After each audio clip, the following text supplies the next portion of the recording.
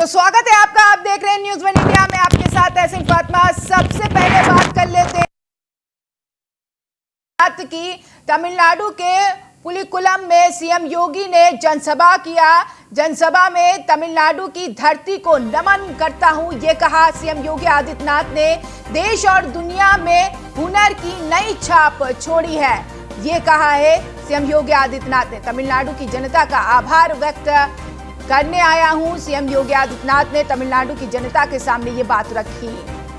ऐसे में 1 करोड़ 20 लाख रुपए की राशि राम मंदिर निर्माण में कराई गई है और तमिलनाडु को एक नई पहचान दिलाने के लिए आपके पूर्वजों ने विश्राम किया है। पाक के छक्के छुड़ाने वाले विंग कमांडर अभिनंदन भी यही के हैं। तो ये सारी बातें जनसभा में सीएम योगी आदित्यनाथ ने तमिलनाडु की जनता के सामने रखा। उन्होंने तमिलनाडु की जनता का आभार व्यक्त किया और तमाम बातों का जिक्र किया। भाइयों बहनों, देश के अंदर 5 राज्यों में वर्तमान में इलेक्शन चल रहे हैं। असेंबली कॉन्स्टिट्यूंसी के जो इलेक्शन वर्तमान में तमिलनाडु, केरल, पुडुचेरी, वेस्ट बंगाल और असम के अंदर चल रहे हैं। मुझे वेस्ट बंगाल और असम के अंदर कई रैलियों को संबोधित करने का अवसर प्राप्त हुआ। मुझे पिछले दिनों केरल के अंदर भी जाने का अवसर प्राप्त हुआ था।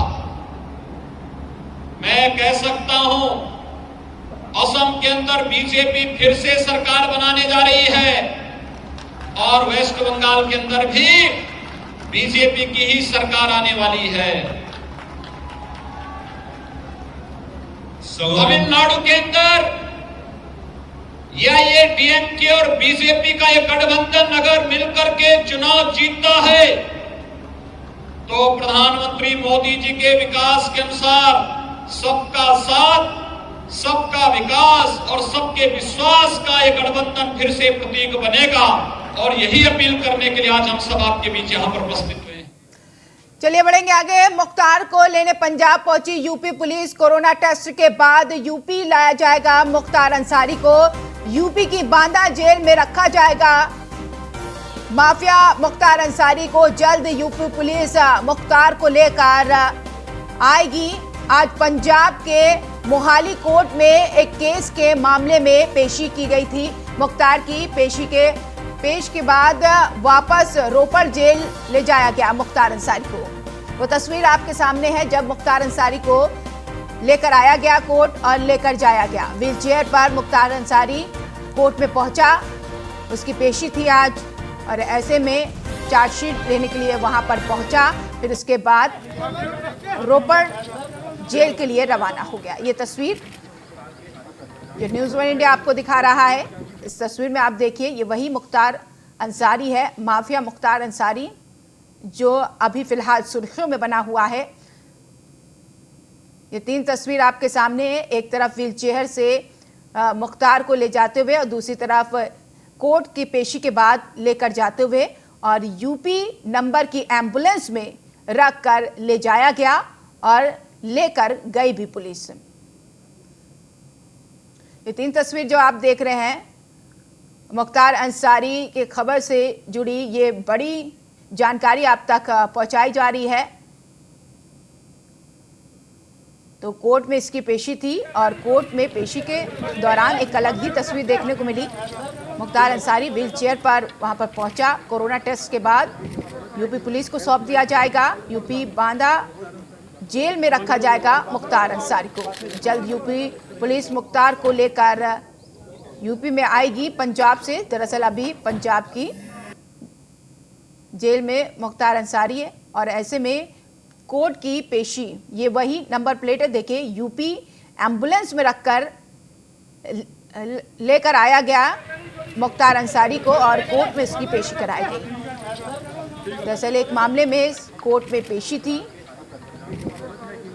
और यही वजह है कि व्हील चेयर पर मुख्तार अंसारी को लेकर आया गया। इससे ये अंदाज़ा लगा सकते हैं मुख्तार अंसारी की सेहत ठीक नहीं है। ये दर्शाता है कई बीमारियों से ग्रसित है। बताया जा रहा है कोरोना टेस्ट के बाद यूपी लाया जाएगा मुख्तार अंसारी को, यूपी की बांदा जेल में रखा जाएगा मुख्तार अंसारी को। जल्द यूपी पुलिस मुख्तार को लेकर यूपी आएगी पंजाब से। कोर्ट का आदेश जारी कर दिया गया है। अब तमाम जो आपराधिक मुकदमे दर्ज है मुख्तार पर, उस पर बारी बारी कार्रवाई होगी। अब देखना यह है कैसे किस तरीके से इस माफिया पर कार्रवाई होती है। लेकिन अहम जानकारी न्यूज़ 1 इंडिया आप तक पहुंचा रहा है और वो तस्वीर भी दिखा रहा है। यूपी नंबर प्लेट पर का ये एम्बुलेंस है। इस एम्बुलेंस में ही बैठकर मुख्तार अंसारी आया। यूपी पुलिस और पंजाब पुलिस भी उस दौरान शामिल रही। पंजाब पुलिस के घेरे में अब वो मुख्तार अंसारी को ले जाया गया और वहां पर पेशी के बाद रोपड़ जेल के लिए फिर रवाना कर दिया गया उसे। आज पंजाब के मोहाली कोर्ट में एक केस के मामले में पेशी थी मुख्तार अंसारी की। एक बार फिर 3 तस्वीर आपके सामने। एक तस्वीर व्हीलचेयर पर कोर्ट के अंदर ले जाते हुए मुख्तार अंसारी को और दूसरी तस्वीर पेशी के बाद, चार्जशीट लेने के बाद फिर कोर्ट से बाहर ले जाते हुए पंजाब पुलिस के घेरे में मुख्तार अंसारी आप देख सकते हैं। और तीसरी तस्वीर यूपी नंबर के एम्बुलेंस में फिर ले जाया गया उसे। यानी कि बहुत ही जल्द मुख्तार अंसारी को यूपी पुलिस को सुपुर्द कर दिया जाएगा। अब कब किया जाएगा ये तस्वीर साफ नहीं हो पाई है, लेकिन ये खबर मिल रही है कि यूपी की बांदा जेल में मुख्तार अंसारी को रखा जाएगा। पंजाब कोर्ट में मुख्तार अंसारी को यूपी में रखा जाए कि पंजाब में रखा जाए, इसको लेकर सुनवाई भी हुई सुप्रीम कोर्ट में दरअसल। और फिर उसके बाद कोर्ट ने फिर आदेश दिया कि यूपी पुलिस को इसे सौंपा जाएगा और अब ये प्रक्रिया शुरू हो गई है और जल्द ही मुख्तार अंसारी को उत्तर प्रदेश यूपी पुलिस लेकर आएगी। माफिया मुख्तार अंसारी को योगी सरकार का खौफ है। यूपी ना आना पड़े इसके लिए हथकंडे अपना रहे हैं। तो अहम जानकारी आप तक पहुंचाई जा रही है। सीएम योगी के डर से व्हील चेयर पर बैठा माफिया खुद को बीमार साबित करने की कोशिश कर रहा है। मोहाली कोर्ट में बॉली माफिया मुख्तार अंसारी, मेरी सेहत अक्सर खराब रहती है। ये मुख्तार अंसारी ने बोला कि मेरी सेहत अक्सर खराब रहती है। खुद को बचाता हुआ मुख्तार अंसारी नजर आया।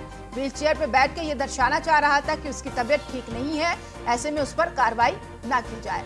तो योगी सरकार का मुख्तार अंसारी को डर है और उसने बोला है कि मैं कई बीमारियों से ग्रसित हूं।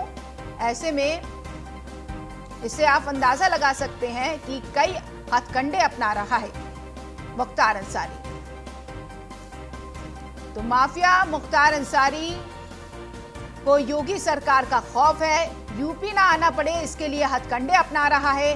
सीएम योगी के डर से व्हील चेयर पर बैठकर माफिया कोर्ट पहुंचा, खुद को बीमार साबित करने की कोशिश कर रहा है। मोहाली कोर्ट में बोला माफिया मुख्तार अंसारी, मेरी सेहत अक्सर खराब रहती है। देखिए इसका हवाला भी दे दिया। मुख्तार अंसारी ने कहा उसकी सेहत हमेशा बिगड़ी रहती है और खुद को बचाता हुआ नजर आ रहा है।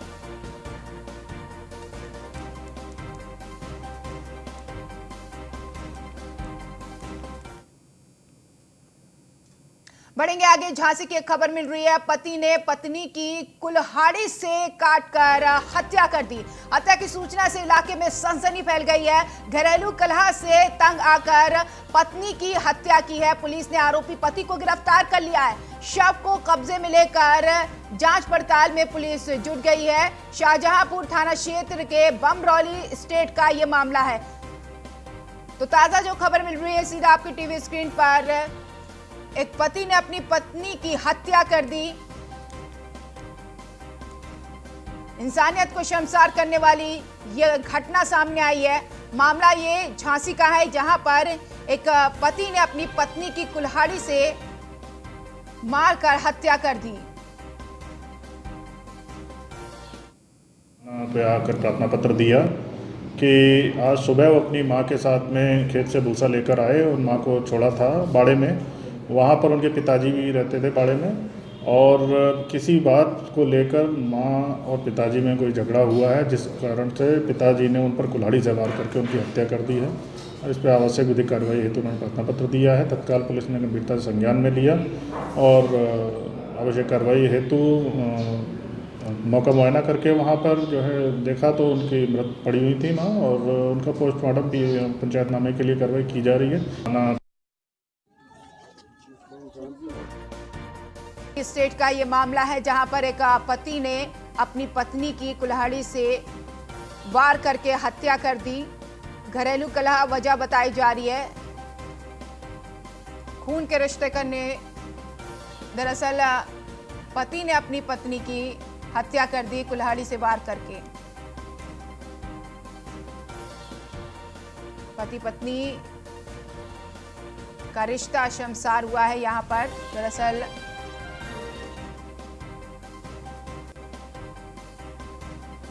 एक पति ने अपनी पत्नी की हत्या कर दी। मथुरा से एक खबर मिल रही है। पीएफआई के सदस्य पर लगे आरोप पर हुई सुनवाई। पीएफआई के 7 सदस्यों की कोर्ट में वर्चुअल तरीके से पेशी हुई।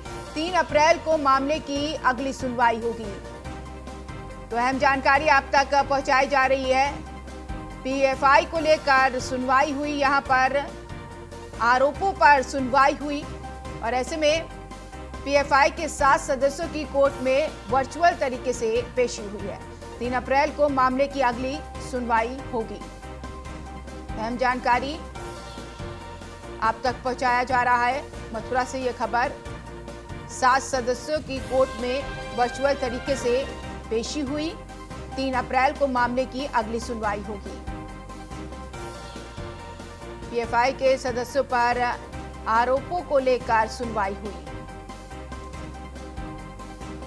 पीएफआई के 7 सदस्यों पर सुनवाई हुई। 3 अप्रैल को मामले की अगली सुनवाई होगी। अब देखना यह है कि 3 अप्रैल को क्या कुछ सुनवाई होती है। वर्चुअल तरीके से तमाम 7 सदस्यों को शामिल किया गया इस सुनवाई में, और फिर जाकर सुनवाई हुई और यह मामला 3 अप्रैल तक टाल दिया गया है। 3 अप्रैल को मामले की अगली सुनवाई होगी। क्या कुछ अगली सुनवाई 3 अप्रैल को होगी, इसके लिए हमें इंतजार करना पड़ेगा। गगन पंडित संवाददाता मथुरा से जुड़ गए इस खबर पर। गगन पंडित, और क्या कुछ अपडेट? जी गगन, और क्या कुछ अपडेट इस खबर से जुड़ी? जी देखिए, बता दूं मैं आपको, पीएफआई नेता राउफ शरीफ समेत उसके बाकी के सदस्यों के साथ में जो वीडियो कॉन्फ्रेंसिंग से एडीजे प्रथम की अदालत में पेशी हुई। पेशी के चलते दोनों पक्षों के वकीलों ने अपना पक्ष रखा। अगली तारीख जो है 3 अप्रैल जो है तारीख लगी है। 3 अप्रैल को जो है फिजिकल तौर पे सातों आरोपी जो है कोर्ट में पेश किए जाएंगे। उसके साथ ही जो एसटीएफ है, एसटीएफ भी इस पर चार्जशीट भी लगा सकती है। जी, ऐसे में कोर्ट में क्या कुछ सुनवाई हुई, कोई जानकारी? जी देखिए, बता दें, कोर्ट में सुनवाई के दौरान जो है जो आरोप पक्ष के वकील हैं मधुबंधन चतुर्वेदी, उन्होंने अपना पक्ष रखा कि लोग अभी तक जो है एसटीएफ जिस पर चार्जशीट नहीं लगा पाई है। चार्जशीट नहीं लगने के कारण जो है अगली तारीख दी गई है। अगली तारीख जो है 3 अप्रैल की है। 3 अप्रैल को चार्जशीट भी लग सकती है और एसटीएफ भी अपना पक्ष रखेगी। अपना पक्ष रखने के साथ में जो 7 जो आरोपी हैं उनको फिजिकली तौर पर जो कोर्ट में पेश किया जाएगा। जी, क्या 7 आरोपी वीडियो कॉन्फ्रेंसिंग के जरिए शामिल हुए थे सुनवाई में? जी बिल्कुल, 7 आरोपी जो है वीडियो कॉन्फ्रेंसिंग के जरिए जो है एडीजे प्रथम की अदालत में जो है शामिल हुए थे। शामिल होने के चलते जो है शामिल होने के बाद जो है दोनों पक्षों के वकीलों ने सुनवाई की और सुनवाई में अपने अपने पक्ष रखे। और ऐसे में 3 अप्रैल को क्या कुछ सुनवाई हो सकती है, कोई जानकारी? जी देखिए, 3 अप्रैल को जो सुनवाई है, 3 अप्रैल को सुनवाई में फिजिकली तौर पे 7 जो आरोपी हैं वो कोर्ट में पेश किए जाएंगे। कोर्ट में पेशी के दौरान जो है जो प्रोसिक्यूशन है, इसका प्रोसिक्यूशन भी हाजिर रहेगा। प्रोसिक्यूशन इसमें जो है एसटीएफ वह चार्जशीट भी लगाने की संभावना जताई जा रही है। चार्जशीट न लगने के कारण क्या ये 7 सदस्य पर जो आरोप लगे हैं वो पूरी तरीके से सिद्ध साबित होंगे, या फिर इस पर और भी सुनवाई आगे होगी? इसके लिए हमें इंतजार करना पड़ेगा। फिलहाल शुक्रिया तमाम जानकारी के लिए।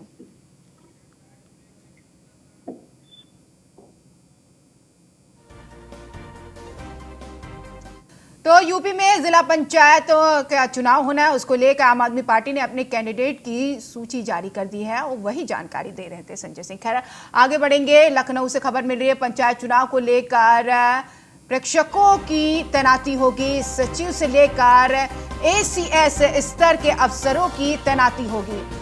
नोडल अफसरों को प्रेक्षक नियुक्त करने की तैयारी, व्यवस्थाओं को अंतिम रूप देने में चुनाव आयोग जुट गया है।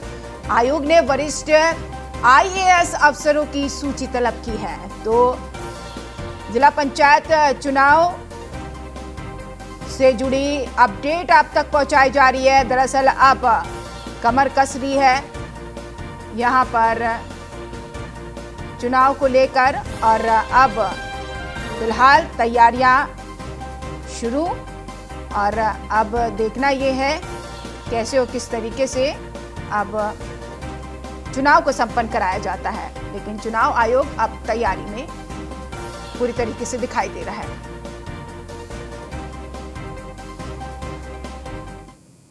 चलिए अमरोहा की खबर का रुख कर लेते हैं। हत्याकांड का पुलिस ने 24 घंटे में खुलासा कर दिया। एक तरफा प्रेम प्रसंग में की गई युवक की हत्या, पुलिस ने आरोपी को गिरफ्तार कर लिया है। एसपी ने खुलासा करने वाली टीम को इनाम भी दिया है। एसपी सुनीति ने 10,000 का इनाम दिया है। होली वाले दिन युवक को घर में घुसकर गोली मारी गई थी। नौगावा सादात कस्बे का ये मामला है। महज 24 घंटे में पुलिस ने हत्याकांड का खुलासा कर दिया है, एक आरोपी को गिरफ्तार कर दिया है और पुलिस की इस तरीके की कार्रवाई से उन्हें इनाम भी दिया गया है। देखिए, ये कल 5:30 बजे के आसपास थाना नौगावा सादात की घटना थी, जब ये सूचना मिली थी कि एक व्यक्ति को गोली मारकर कुछ लोग चले गए हैं। उसी संदर्भ में सभी अधिकारीगण तत्काल मौके पर पहुंचे थे। जो व्यक्ति है जिसने गोली चलाई थी उसका तुरंत आइडेंटिफिकेशन हो गया था। सोनू करके उसका नाम बताया गया था। सोनू जो मूल रूप से हाफिजपुर का थाना नौगावा सादात का ही रहने वाला है। उसी क्रम में आज का प्रोग्रेस ये है कि जो मेन एक्यूज्ड है सोनू, उसकी अरेस्टिंग हो गई है। उसके पास से आला कत्ल जो 315 बोर का तमंचा है वो बरामद हुआ है। 2 जिंदा कारतूस और एक बाइक जो संभवतः उसने घटना में। तो खबर अब फर्रुखाबाद से है। फर्रुखाबाद में तातिया गैंग का आतंक देखा गया। शराब ठेके पर जमकर उत्पात मचाया है। शराब को लेकर जमकर तोड़फोड़ की गई है। लोगों के रोकने पर महिला और शख्स से मारपीट की है। मारपीट के चलते महिला और शख्स गंभीर रूप से घायल हुए हैं। घायलों को अस्पताल में भर्ती कराया गया है। तातिया गैंग के चलते दहशत में लोग हैं। ये जरासो रजीपुर के रहने वाले हैं और थाना कमालगंज द्वारा लाए गए थे। इनको चोटें आई हैं। एक महिला है, एक पुरुष है। महिला है संतोष कुमारी और जो पुरुष हैं देव। इसमें महिला को जो चोटें लगी हुई है एक सीने पे, तो उसको सीने में दर्द हो रहा था, कहीं हमको ज़्यादा ही दर्द हो रहा है चलाने में, तो इसलिए उसको एक्सरे एडवाइस किए और पुरुष को चोटें साधारण हो सकती है। तो क्या लोहिया भेजा क्या? हाँ, एक महिला को जो है लोहिया के लिए भेजा है। तो किसके द्वारा लाए गए थे? ये थाना कमालगंज था। 30 से 35 लोग थे। अच्छा। तो क्या इन्होंने यहाँ मतलब कि घटना कैसे हुई? गंदा इन लोगों ने भाई शराब पी के बाद वहाँ जी, तो फिर जो है इधर निपटने के बाद में भी लोग इधर भाग के दुकान तोड़ने लगे। मीटर तोड़ दो, मीटर जो है दुकान तोड़ दो, उसे तोड़ दो, दुकान ताला तोड़ दो, दुकान तक लौट दो सब। अच्छा, चोट कितने लोगों को चोट आई? चोट 3 लोगों की आई। 3 लोगों के। अच्छा, इसमें कमालगंज के भी लोग थे? इसमें चिल्ला रहे लोग गैंग की जय। कौन सा गैंग? कतिया गैंग। अच्छा, कातिया गैंग की जय। तो उसमें जो ब्राह्मण सिंगियापुर के 2-3 लोग हैं। सिंगीरामपुर के भी लोग थे? सुल्तानपुर के भी है जी। 1 लोग और वो का नाम उसको हाँ सुल्तानपुर के थे और कमाल के भी 2-3 लोग थे। तो इन्होंने दुकान में भी लूटपाट की? हाँ, दुकान लूटपाट की खूब। लूटपाट जो लेकर दुकानदार बात हुए तुम लूट गया वहाँ से। तो इसमें बुजुर्ग महिला जो कितने वर्ष की है? 55 साल की जो है चाची है हमारी। अच्छा, उनके चोट भी आई है। चलिए इसी के साथ इस बुलेटिन में इतना ही। आप बने रहिए न्यूज़ 1 इंडिया के साथ। नमस्कार।